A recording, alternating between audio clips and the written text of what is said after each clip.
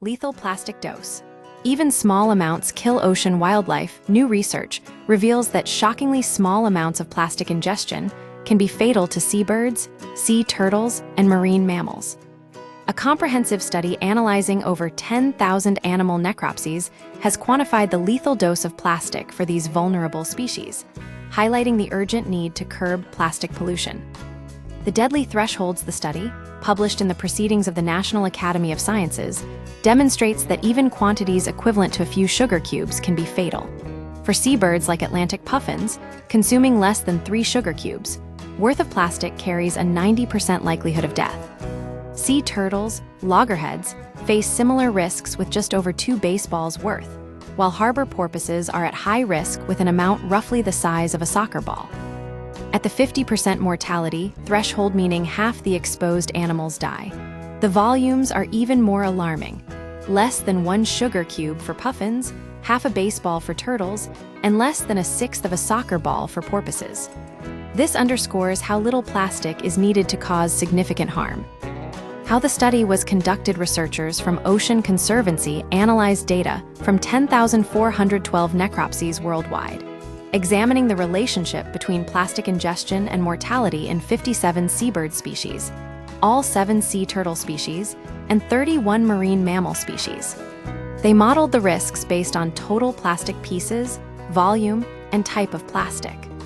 The study identified rubber and hard plastics as particularly lethal for seabirds, soft and hard plastics for turtles, and soft plastics and fishing gear for marine mammals. Species-specific vulnerabilities: the research revealed stark differences in vulnerability. Seabirds are highly susceptible to synthetic rubber, with just 6 pea-sized pieces posing a 90% mortality risk. Sea turtles are especially vulnerable to soft plastics like plastic bags, with 342 pea-sized pieces being lethal in 90% of cases. Marine mammals face high risks from fishing debris, with 28 tennis ball-sized pieces being enough to kill a sperm whale in 90% of cases.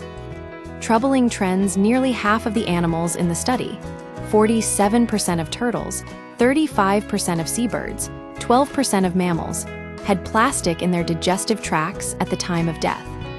Furthermore, nearly half of the animals who ingested plastics are already classified as threatened species by the IUCN. The study focused on macroplastics, greater than 5 millimeters, and did not account for microplastic impacts or entanglement risks, suggesting the true threat may be even greater. The scale of the problem: scientists estimate that over 11 million metric tons of plastic enter the ocean annually. The study reinforces the urgency of reducing plastic production, improving waste management, and cleaning up existing pollution. Volunteer efforts like Ocean Conservancy's annual International Coastal Cleanup, which has removed over 400 million pounds of trash since 1986, are crucial but insufficient without systemic change. The path forward addressing the plastic pollution crisis requires a multi-pronged approach: reducing plastic production, improving waste collection and recycling, and cleaning up existing pollution. Policy solutions, informed by scientific data, are essential.